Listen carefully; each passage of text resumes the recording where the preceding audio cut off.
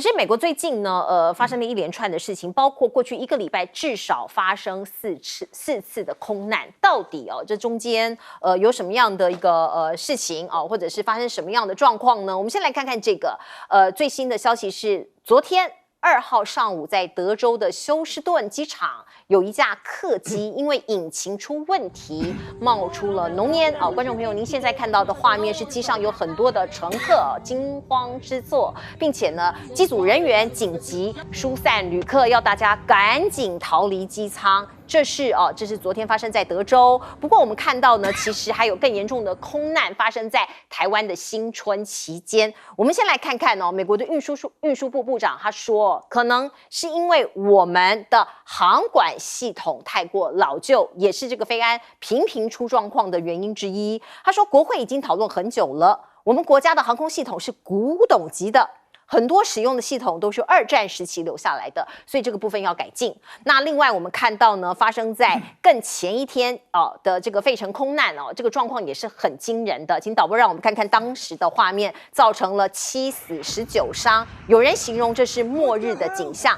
有一架飞机它从天而降坠机的冲击力在路面砸出了巨大的坑洞并且这个大火吞噬了多辆的汽车，还有波及了这个附近的建筑。从空中俯瞰的画面，你可以看到呢，现场就好像被炸弹炸出来，被飞弹攻击过一样。非常的惊人。而更前一天我们来看看呢，这是惊动了全世界的一场这个空难的意外，是美国的黑鹰直升机在华盛顿 DC 照理说是一个非常管制严格的地方的空域在空中相撞，2架飞机上一共有67个人丧生。前一天1月28号台北时间 F-35的战机在美国一样坠毁那1月31号我刚刚讲的有一辆医疗的这个飞机这个发生在费城刚刚大家看到那个画面，所以大家都在问说，只有因为你们的这个所谓的航管系统老旧吗？还是说有其他系统性的问题呢？包括您看到呢，运输部部长他又说了他说我们的这个空中的任务通知系统有故障。尽管备用的系统已经到位了，可是航班也受到了一些影响，所以有很多的消费者或是美国的知识界都觉得不可思议作为全世界最强的国家，它的空中的指挥的系统是这么样的不堪一击吗？那川普在遇到像这样的事情，他当然也有发表一些言论，包括华府的撞击事件，他说我要怪民主党。这是民主党多元的政策酿祸你找了这么多这个所谓的多元公平还有包容的政策害得美国联邦航空总署聘不到适任的人选。他这个逻辑其实也用在包括军中包括各个方方面面。那另外呢，这个因为 DC 这个华盛顿的那个空难真的太严重了，所以记者围着川普问说，那你要不要去空难的现场看一下或者是指挥调度一下？那川普其实很立刻的就回呛那个记者说，我去那干嘛？我去游泳吗？那个是一个这个 open water， 它是一团水我去那干嘛？你告诉我，你想我去那里游泳吗？那记者当然当场是哑口无言。其实不管是国外或是国内的记者都常这样问他说，那长官你要去现场这个指挥嘛？其实大可不必啦。不过川普这样子的回应，有人说你太过冷血。那另外呢，这个黑鹰撞美航的这个高度与塔台数据有出入，黑盒子找到了，也在判读了。专家包括调查员就讲说，在非常接近撞击之前，飞机的俯仰出现了略微的变化。可是军机跟民航机的航线很诡异的，几乎快要重叠了，所以一定撞上去的有很多矛盾的问题，跟可能有人认为是阴谋论现在都急需调查当中。而另外呢，调查人员确定黑盒子2机相撞时的高度都是91米超越正常高度的61米。所以到底发生什么事情了？有人就这样讲，黑鹰直升机当时要执行秘密的训练任务。我们先来看看过去这个美国是不是有这样子的末日计划？说是这个空难里头的黑鹰直升机的3名机组人员，他们经常在这个华盛顿这个华府的这个 DC 这个地方变成一个空中计程车那把一些高官载来载去，进进出出。而所谓的末日计划，其实就是在做这件事情。这是一项高度机密的政府连续性的演习。模拟国家在遭受重大灾难或者是攻击的时候，很快的要把高级的官员撤离到安全的地点。所以外界就说，可能是黑鹰直升机在进行这样子的一个秘密的演练的训练的时候，那才跟民航机给撞上了。那另外呢，它的最大的受益者当然就是总统。就像台湾如果要做这样的类似的演练，那当然就是要把总统或是一些高级的官员给撤走。而另外我们看到呢，就在这个华府这个死伤非常惨重的空难前夕，美国的运安会有400名的员工遭到川普政府的提议资遣。你现在运安会都已经那么不安全了，你还要把员工给资遣哦，所以这也是问题之一哦。那在美国的知识界也有很多很多的讨论，来请教亮哥怎么看？川普现在当然就是意识形态的解释啦，把所有的坏事都归咎到 DEI 嘛，对不对？洛杉矶的消防局，对不对？多元呐，一大堆都，那个海岸巡卫那个 Coast Guard 那个将军也被拔关嘛，对不对？那接下来国防部这个 Hexas 还有一大堆人要拔掉嘛。问题是 DEI 在拜登任内都一直存在啊，有摔飞机吗？好像没有这么重大，没有啦。对啊，那你要去归咎说，因为我们的航管老旧，那难道拜登任内就新了吗？也是旧的。是啊，那为什么没有发生事情？所以这个我没有什么好解释了，我只能够说你运气很差啦。就是空难，可能是人为啊，可能是机械。我们就静观调查的结果，可是不是只发生这一件，很多件呢，所以我觉得就会给人家一种不安的感觉啦，就是觉得好像国家乱了啦，就是有这种 feel 啦啊。那到处可能都有人在搞事情啊，就是因为你要把人家解雇嘛，那有人会不爽嘛。哦，对，飞安会哈，对啊，你怎么不去扯这个呢？要之前400名员工，川普啊，感谢我啊，我帮你找到一个理由。如果 AIT 有看，赶快告诉他。就是说，你去想一想，现在很多联邦的员工可能会被解聘，有的是 pay leave，我暂时还给你薪水了，可是你不要来给我上班，因为我还没找到人，用这种方式来搞啊，那还有规定，你一定要给我到联邦政府上班要满8个小时，就不能 work from home。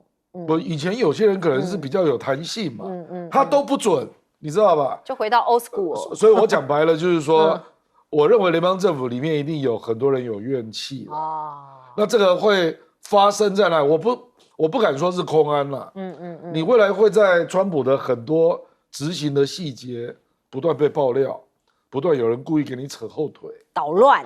那其实我一直在讲嘛，我说今年川普跟马斯克最好穿1整年的防弹衣了。我跟马斯克得罪的人也很多啊。亮哥，你这种预言很恐怖。不是因为因为美国枪支太多了，我这是为你们好啊。是，最好钢盔也带着。那个马斯克在搞政府效率部，他是一天到晚要砍人家的钱，是啊，砍人家的人事，对不对？他现在他上个礼拜刚宣布说他要在联邦政府里面装区块链，看你每一笔钱的是怎么流的，他可以查到每个流向嘛，那他都写一些很可怕的数字，他刚在他的 X 公布一个，说你们知道吗？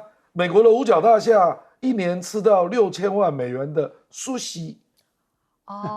他抓出来了，对，他整天就在搞你这些有的没的这样。那看到人就很不爽。当然是嘛，你去想，国防部是多大的单位我们就不知道他以后要干什么。然后说咖啡杯，发现有个咖啡杯，那个买咖啡的预算花了1200多美金，太浪费了。他就是都是在点这种东西啦。懂。那因为区块链会把你所有的金流都抓住嘛。对。那他不知道用什么网络技术分析，我们不知道，很惨啊！我跟你讲，马斯克这样搞所以现在有人在搞他了，连共和党的国会议员都不一定跟他站同一边，就说你这是违宪你只是咨询单位，对啊，你怎么可以执行呢？现在各种声音都出来了，对，你要知道他才上任不到2个礼拜，是啊，所以我看这个英国的这个民调机构可能要做一个题目，会不会5月之后马斯克就被免职了？不，这个题目有人问过，已经有人问过了。大部分的人认为他会做到2026了。哦，好吧，那就马斯克太重要，那就天佑美国，好不好？来进一下广告。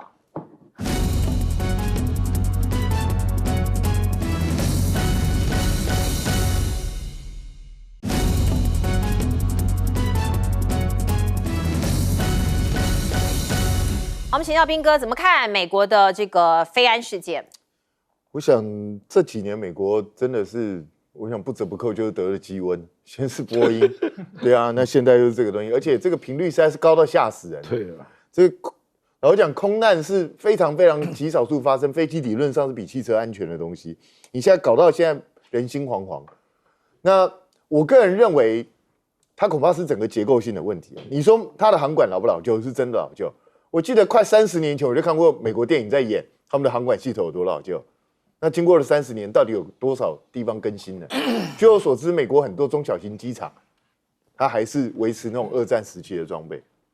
那问题是，现在出事的这些地方都不是那些很偏远的地方。对啊，不是小地方。对啊，所以应该跟航管系统的关系没有那么大，更不要说华盛顿这种首善之区，你怎么可能用很落后的设备？这根本是不可思议的。我觉得恐怕人的问题是最大，因为像刚我们讲的，就是你整个新政府上来之后，整个弄得人心惶惶，我都不知道明天我会不会被 lay off 了。那我还有心在工作吗？那航管是一个非常仔细的一个东西，我只要一个心不在焉，可能就会出事。所以这个是非常复杂的结构性问题。那好了，现在又因为川普把这 NTSB 的人裁掉了，那就更没有人去调查这个东西了。这叫釜底抽薪嘛？我不知道，直接解决掉，反正就查不出实证来了。那现在，因为他才刚上任，你说连续发生事情，我们可以归咎于说他运气不好。可是如果这个事情持续在发生呢？如果持续在发生，就恐怕就不能用运气不好来解释了，恐怕会不会是整个政府部门系统都出了非常严重的问题？那到时候他怎么去解决这个东西？我一直觉得川普很奇怪，就是我们可以看到有人说要宣传要革新要干嘛，但通常是按部就班，一步一步来。我没有看过这个世界上有人是一次上来之后跟王莽一样，全部改掉，一个不剩，把所有的过去全部推翻，而且不管是对内对外都一样。所以这是一个非常严重的状况。这种东西只要一个处理不好，可能到时候国际上也反他，国内也反他。是，所以我个人认为，川普是不是应该要先把脚步先放下来，先把这所有的事情背后的原因先找出来，然后再谋定而后动，一个步骤一个步骤去推。不然的话，你一下子根本不管他3期21全面这样推。你要知道，美国人的性格其实是很强硬的，尤其是我讲一个比较那个一点，挡人财路如杀人父母。你如果真的挡了某一些势力的财路的话，这些人的反扑一定是非常剧烈。到时候美国恐怕会出现更大的危难。我觉得川普要马上仔细去考虑这一点。好，我们进一下广告。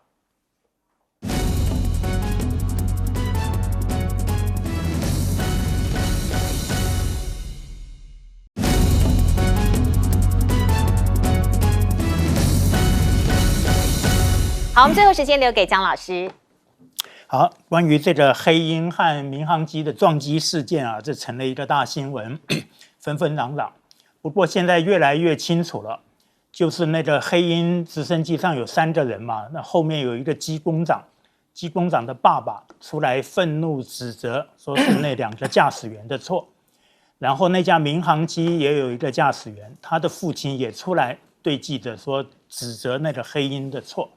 错在哪里呢？就是明显它超过了当地航管的规定200英尺啊。我最近在网上有很多这个航路的雷达轨迹图，就看见呢那个黑鹰直升机啊，就逐渐提升高度，然后撞上啊。说为什么会这样呢？有退役的黑鹰飞行员出来解释啊。说那个高度计啊，它并不是一个自动的，说它就会帮你测说到底你现在高度多少。你要在起飞前要输入数据，当地的海平面的大气压，还有现在陆地的大气压，输进去以后，它才开始帮你计算。所以因此，如果输入错误的话，它就给你错误数据。对，看起来好像是这样，因为那个飞机一直往上升，奇怪，它超过200英尺了，为什么还往上走呢？它如果停着就不会了。不过，川普的关税大刀倒是呢不断的挥舞，现在3个国家开始要跟他对干了。我们看到呢，中国大陆、加拿大跟墨西哥2月4号在美国已经生效了，包括川普说对这2个国家，加拿大跟墨西哥要另外加税25%，对中国大陆是10%，这3个国家也回敬给他一些报复的行为。我们看到这个川普得意洋洋的讲说，如果我们不这么做，我们才是愚蠢啊！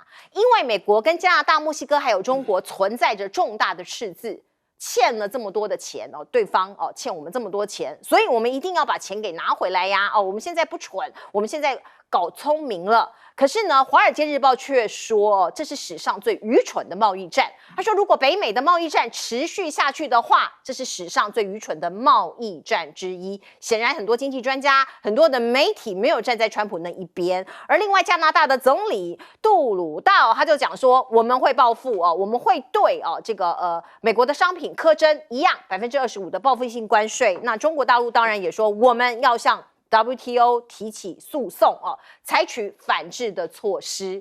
我们看到呢，包括全世界都为了这个关税的事情呢，正在伤脑筋的时候，美国的消费者怎么办呢？一般预料，可能他们的生活成本会再往上加。我们看到中国贸促会就讲说会有大量的美国企业还有消费者会为此买单就说你要付出更多的这个代价才能够享受到相同的物品或者是商品。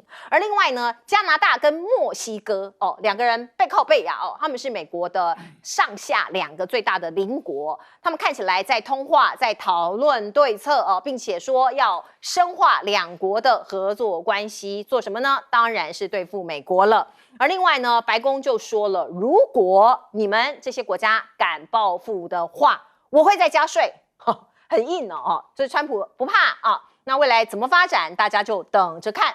另外，我们再来看看呢，美国关税会不会伤到自己呢？很多经济专家说，可能美股会大崩盘我们看到对冲基金已经在压住美股大崩盘，汽车业可能是首当其冲，有震撼弹，因为包括美墨之间美墨加之间的供应链是高度依赖零件的跨境的运输。如果你把这个关税提高到25%，或是另外再加25%，会让这个成本上升这是很自然的包括能源、半导体、钢铝等产业也难逃影响。那汽车产业就是这一些产业链的集大成，所以呢会有更大的这个涨幅消费者会被迫承担更高的物价的压力。而另外呢，巴拿马这个国家现在有一些不一样的动向了。川普在就任之前不是就讲了吗？他要把巴拿马的运河的营运权收回来否则大家走着瞧所以我们看到，包括这个美国的国务卿卢比欧也跑去巴拿马见他的总统，说你要立刻的、赶紧的缩减中国对运河的影响，否则我们会采取必要的措施。所以很快的，我们看到巴拿马总统他讲了一些话，我不晓得是不是因为他有被这些威胁给威胁到了。他说我们的一带一路跟中国大陆这个一带一路已经快要到期了，我不续签要退出中国主导的一带一路，这表示威胁生效了吗？来请教亮哥。这个《华尔街日报》那个社论，我认为是非常正确的，就是川普这个对加拿大还有墨西哥的贸易战，实在是找不到它的合理的基础了。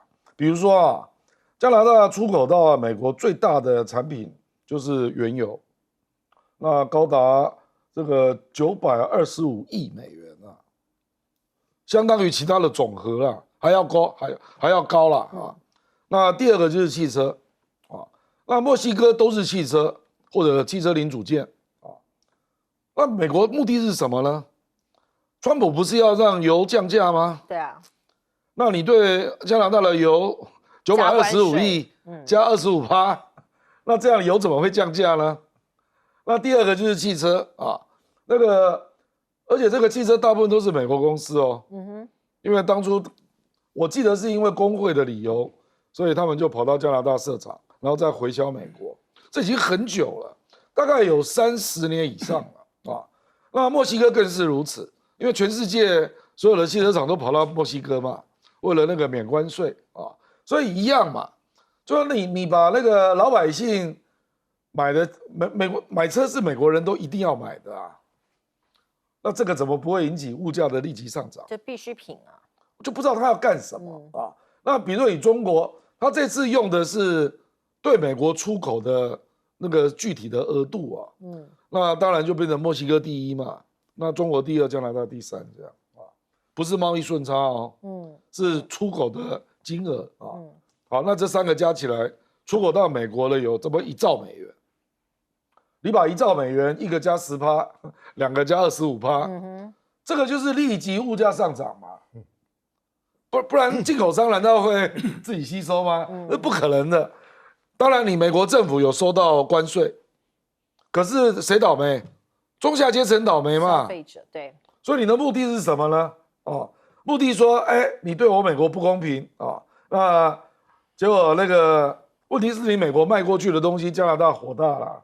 我第一次看到加拿大这么有骨气啊！加拿大大概要针对1200亿美国出口到加拿大的部分课税，课25%，而且他故意课共和党州的农业税，农产品，故意的。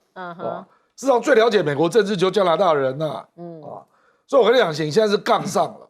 然后美国对中国讲的理由说，你芬太尼合作不够好啊，所以我先给你课10%。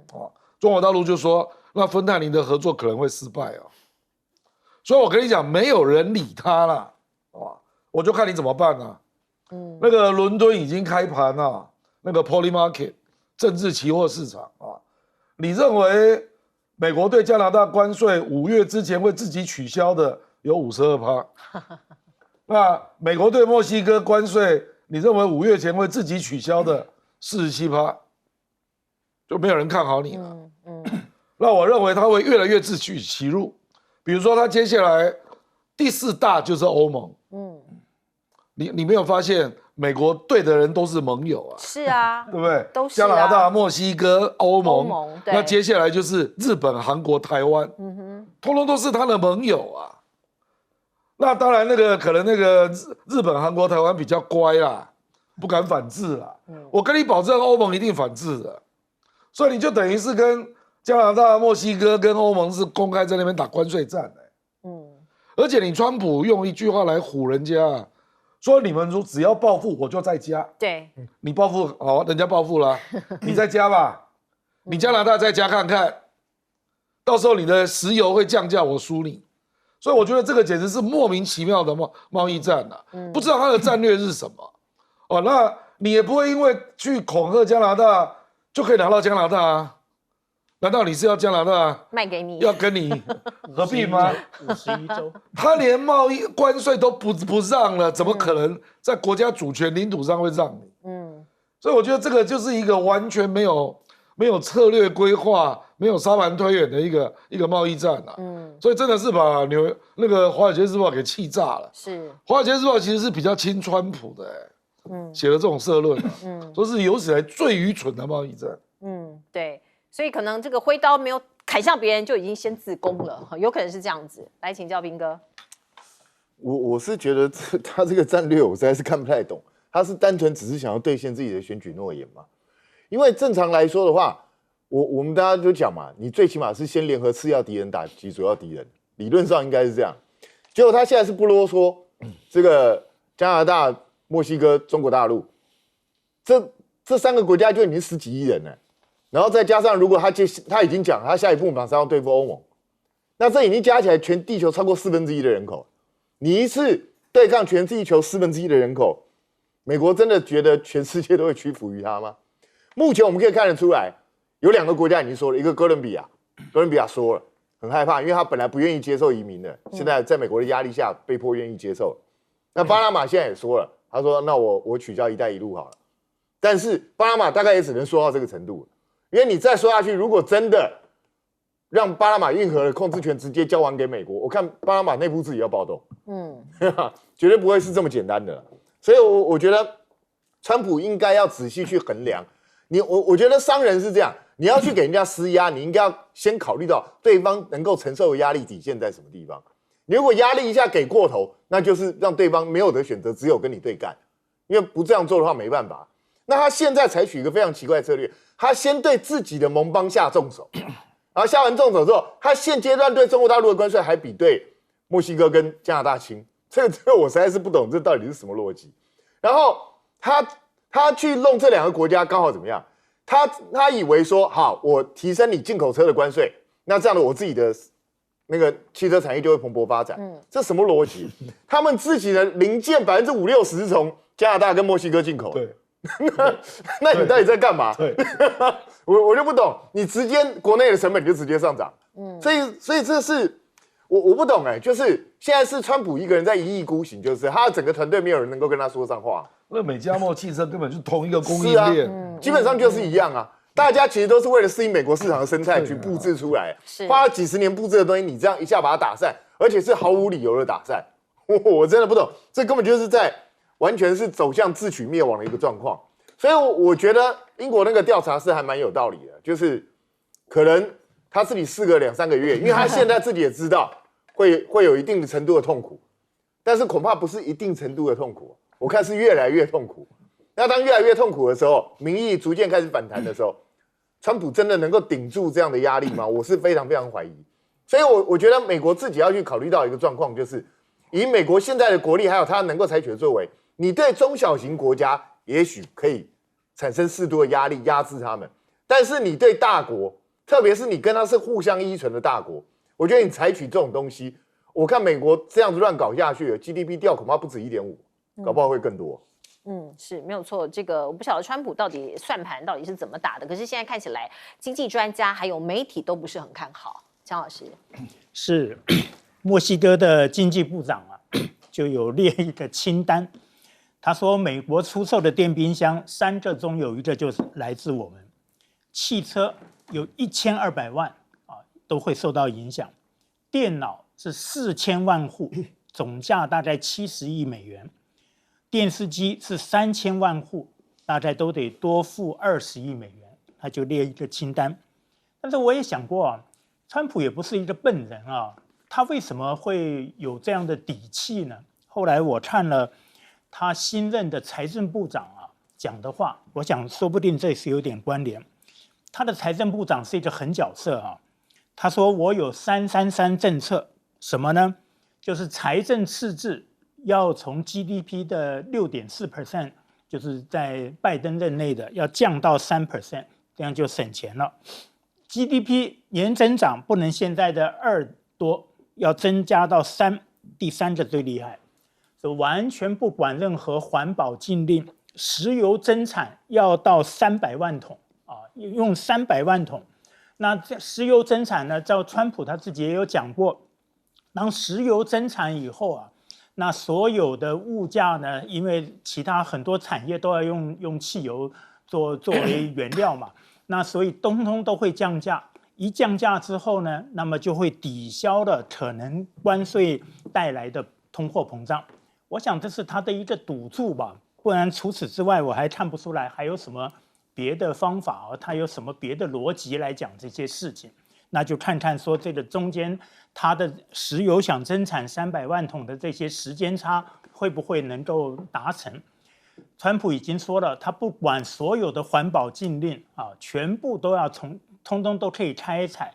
然后最尴尬的是，从加拿大有一个 Keystone Pipeline 要送到美国来，送到佛罗里达，进入美国之后呢，要走6个州，大概全长3000多公里，一段一段在建，被拜登给停止了。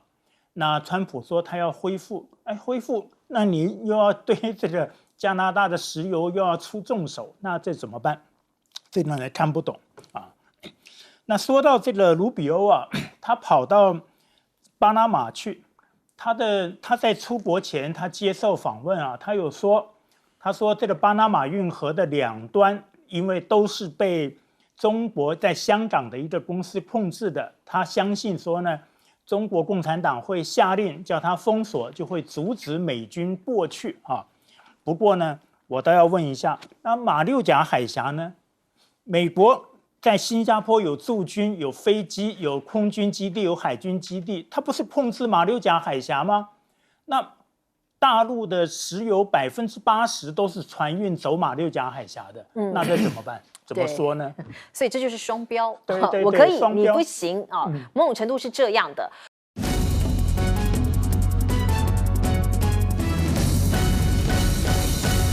好，欢迎您回到新闻大白话的节目现场，我是钱子，介绍这1个小时的来宾。首先是耶鲁政治学博士郭正亮，大家平安。资深媒体人谢寒冰，主持人好，大家好，以及时事评论员江宝珍。大家平安，蛇年行大运，新闻大白话。谢谢哦，这个因为现在还是新春期间哦，大家新年快乐。不过股市啊，股民们可能不是这么快乐了，因为今天蛇年开盘，台股一度重挫1000点，并且失守半年线。我们看到这是台股史上盘中第4大的跌点。台积电的市值一天蒸发将近2兆元，不过大家就在想说，为什么呢？因为 AI 还有关税战来自于美国所以其实有些人已经这个预料中有这样子的事情了。观众朋友，我们再来看看，包括一些这个电子股啊，广达呀、宏达电啊、微影啊，惨吞跌停那最近很夯的 DeepSeek 血洗辉达概念股，我们看到资服股逆势，像是01麦达特一度涨停。那另外我们看到地缘政治也跟 DeepSeek 很有关联哦，因为现在呢，美国人说有有资安的疑虑，所以呢，包括我们的数发部就警示了公部门说要限制使用，所有的公部门成员不得下载。而另外我们再来看看呢，包括王定宇也发文了，他说其实不只是台湾，不只是美国，下列有一些国家都禁止使用或者不希望使用 DeepSeek。我们看到呢，包括美国海军还有台湾嘛，这个刚刚讲过了，日本政府也跟进宣布公部门禁止，还有意大利政府也说了，另外法国、爱尔兰、澳洲都要求揭露这个 DeepSeek 的这个各自的搜集状况这是来自于王定宇的这个发文某种程度也在警告大家说，行卖用，先不要下载。而另外我们再来看看呢，这个 DeepSeek 的冲击，专家就讲说，台湾、日本、韩国成为 AI 算力的围堵盟友，要围堵它。那包括我们现在看到呢，它横空出世横空问世的 DeepSeek， 它的下载量尽管各国抵制，或者是很多公部门抵制，可是它的下载量还是很高哦。我们看到呢，包括 Bloomberg 的报道说 ，DeepSeek 自1月26号登上苹果 App Store 的榜首以来，18天之内它下载已经突破了1600万次，这个数字是蛮高的是 ChatGPT 的2倍，其中又以这个印度市场的需求更旺盛，所以呢，大家消费者或是使用者也都在观望，也都在看哪个好用，哪个便宜，我就用哪个。我们看到德国媒体就讲了，他说这个太多的金钱会导致懒惰，讲的就是 DeepSeek 的横空出世。他说中国人如今的成就很大程度上来自于美国的制裁，因为美国在围堵中国的晶片发展，围堵这个中国大陆的一些科技，可是呢，来自中国的 AI 模型打破了美国的垄断，而且还证明了一件事，成本可以比以前低很多。那当然现在有各种的评论都出来了，美国人甚至川普总统说这是中国人偷了我们的一个智慧，偷了我们的东西。那另外我们再来看看呢，在中国大陆他们是不是真的已经这个打破了美国晶片的一个垄断呢，或者是围堵呢？我们先来看看绕开辉达的护城河，路媒这个传出来一个消息说 DeepSeek 可以改适配中国的国产 GPU 的晶片它绕过了某种程度它绕过了这件事情。那现在还传出来他们要跟华为联手细机流动首发极限流细机流动首发极限流，像是这样子的一个很新的一个讯息，现在呢在网络上面也很发烧。而中国大陆1年1度的春晚，我们也可以看到它的 AI 的力量也出来了，包括机器人也加入了春晚的表演。请导播让我们看看这一段扭秧歌的画面，本来是真人的表演，那真人的一些舞者在台上演出到一半，我们看到很多机器人加入了扭秧歌这些机器人手拿着手帕，红色的手帕，并且穿上了大红的棉袄，跟着真人一起在台上又扭又唱。有人说呢，这是中国大陆在 AI 上面的国力展现。不过，当然也有人说，这景象看起来有一点点突兀或是诡异。可是可以确定的是，未来机器人在我们的生活里头的方方面面的扮演，可能更加的多元了。而北京的广播电视台的春节联欢晚会上头，同样的也来了一只机器狗。观众朋友，我们来看看这只机器狗跟真人演出了短剧包括您看到这个短剧的名称叫做《爱、微笑和机器人》那像是这样子，中国大陆在机器人、机器狗各种 AI 的应用，可以说其实某种程度呢，很进步那也非常的发达。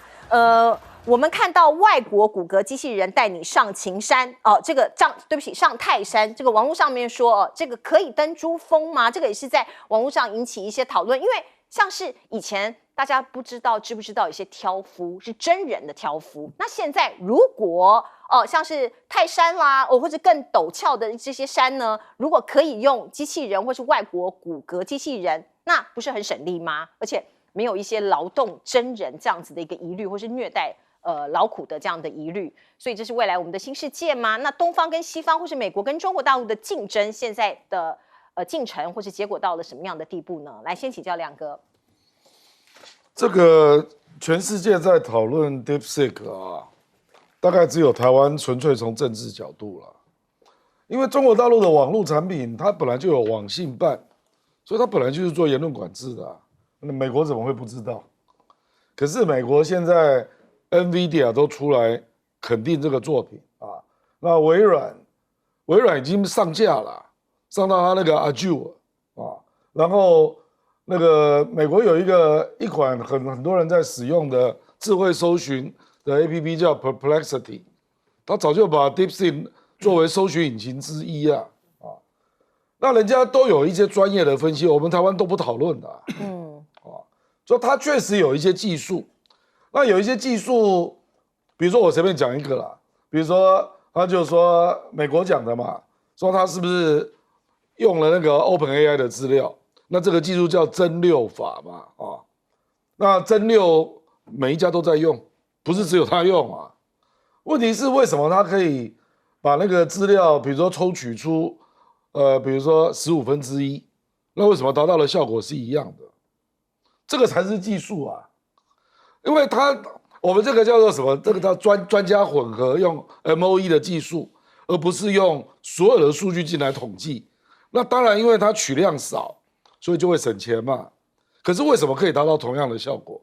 问题在这里而且它的那个语义的搜寻、数学的计算，还有这个代码，它的得分都超过 OpenAI问题在这里那还有一个更可怕的，它是开源的软体它并不是一个闭锁性的东西所以我不知道你台湾要怎么进你公务机关可以进这没问题公务机关进我没有意见民间你怎么进？因为它就是一个开源软体，就好像以前我们那个 Linux 一样 ，Linux 你用它作为基，然后你自己把它写出一个新的程式，就是 update 进去。是安卓就是嘛，对大家都知道嘛。所以美国已经有一些中小企业，因为它所有的那个开源码都是公开的，已经有一些企业把它弄到他公司的网站里面去了。他也不怕你看，它都是公开的啦，对，它都是公开的。我跟你讲，所有的那个评比的计算的 KPI，都是公开的，所以美国人都有把它重新算一次，这证明是真的所以我说你如果只就我说你查不到敏感词啦，实际上我也 try 过台湾228，然后他就告诉你，我这个不是我的专长，他也不会说直接用官方的给你贴上去他尽量避免这样了他就这种问题他就不回答比如说钓鱼岛是谁的他就不回答所以我的意思是说，没有人会为了言论管制而不重视它的突破。因为中国大陆有言论管制，谁不知道它所有的网络产品都一样。言论管制是一回事，本来就是那他的专长又不是帮我们找某些概念，比如说钓鱼岛。钓鱼岛你找这个意义不大嘛，你可以找别的嘛。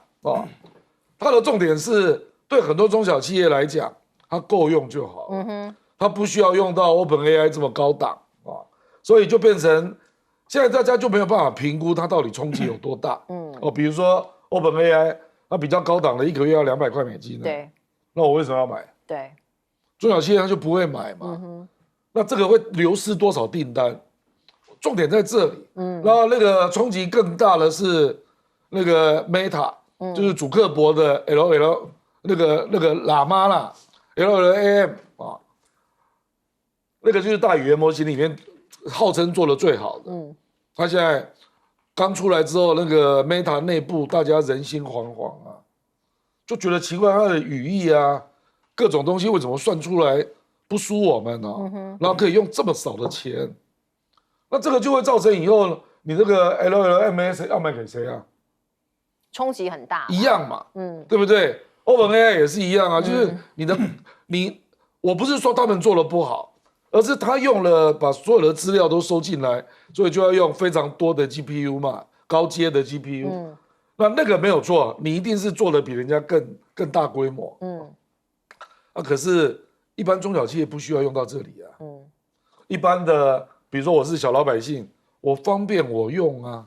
比如说我是一个创业家，我这个就很够我用，可以帮助我模拟一个模型，写出代码，做出数学计算，方方面面都有啦。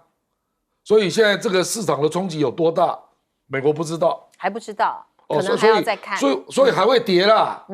我跟你讲还会跌啦。说跌1000点已经不算多，还会再跌。不，你看那个 NVIDIA 就好，NVIDIA 第一天跌到118嘛，那后来拉上来又跌回120。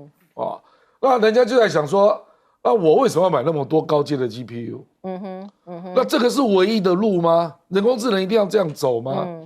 所以那个 OpenAI 的老板创办那个 Altman， 他最近有一个留言大概昨天写的，他说我们的策略恐怕并不是唯一的策略，他都承认了。所以有些人可能是中小企业，从那个个别的人那小，然后慢慢衍生成大。这样的一种情况，这恐怕在人工智能的世界里面是实际存在的。没错。来请教彬哥怎么看这个事？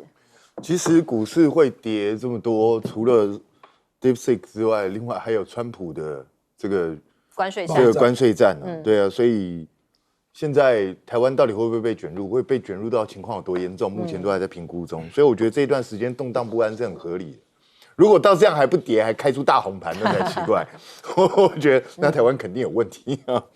那可是我觉得很遗憾的就是，你看世界各国有没有人质疑说你的算力真的有这么强吗？或者是你用的是什么晶片，或者是你这些东西你的成本真的有这么低吗？有没有质疑？有，但是大部分是主要是在惊叹 DeepSeek 可以做出他们过去没想过的这些东西。所以我觉得人家是一种正面的想法，包括川普自己都说，他觉得这对美国 AI 产业是个警钟，但是也好事啊。为什么？因为他告诉了美国 AI 产业，你可以用更便宜的方法去做出更多的东西啊。我觉得连川普都是用比较正面的方向去看，结果只有我们台湾都在，我讲难听一点，都在嘴炮，就是这样。唐凤，天才儿童我们的天才数位家，结果呢，他唯一想到的点子是怎么样去绕过他那个禁语，然后想办法去引诱他说出64天安门，这就是成就。不是这很无聊嘛？这个对提升台湾有什么帮助？你应该告诉我说，好，你说 DeepSeek 它本身有问题，你找出来很多缺点 ，OK 的。但是那台湾自己什么时候能够做出来类似的东西？我觉得这对台湾来讲最重要啊！你郭智慧不是告诉我们说，你要马上要挤入全世界 AI 前3吗？那现在中国大陆做出这个来，美国有 OpenAI， 那请问一下，我们什么时候能够做出来类似的东西？不晓得。我们台湾目前唯一做出来就是那个 ChatGPT， 那个上架1天就被下架那个东西，因为他讲太多实话。好啊，你就算你要做出一个讲谎话的东西来也好，你做出来给我看啊！你不能只是这样，只是想办法去批评别人。公部门不用，我觉得 OK 没有问题啊。那就像亮哥刚刚讲，你私部门怎么可能不用？因为 OpenAI 要钱，这个不用钱啊，这是开源的啊。那当然能够用，就这几天，其实你在网络上看到，最近这几天，一大堆人就拿 OpenAI 不断的跟他比。你可以看到 OpenAI 还是有它的强项，但是某一些领域是 DeepSeek 确实也有它优势的地方。所以我觉得根据这些比较，你可以比较出来啊。那至于说它到底是用什么晶片，或是中国大陆的水准到底在哪？其实我觉得重点是我们自己的水准在什么地方，我们自己能够提升多远？我觉得如果我们不去在乎这些，反而都一直在枝微末节上面去打转，那台湾永远就会原地踏步。那你看，很多人说春晚他们去弄这些机器人是炫技啊，没有什么实际意义啊。那我就想请教一下，那我们做不做得出来？我们什么时候也可以做出来？甚至你觉得他这个技术烂没有问题啊，你做出一个比他更好的嘛？也在我们的节目上修一下，让台湾人增强一点信心，不好吗？或者下次我们评论员找一个机器人这样也可以啊，对啊。其实我现在都有点担心研发一下如果这种人工智慧这么发达，搞不好将来我们通告费都领不到了，或者是当主持人都有可能。对啊，他直接就 AI 取代。好，我们看到的是我们的行政院院长最有名是机器狗嘛，机器狗，它全球市占率60%。对了，的确是啦哦。那刚刚我们看到的是这个卓院长已经下令了，全部的公务机构要禁止使用 DeepSeek。好，来请教姜老师。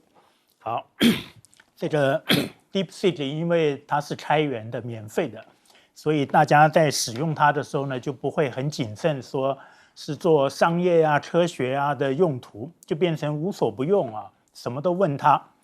那刚刚有提到说他也很聪明，他不答复像钓鱼台这类敏感的问题。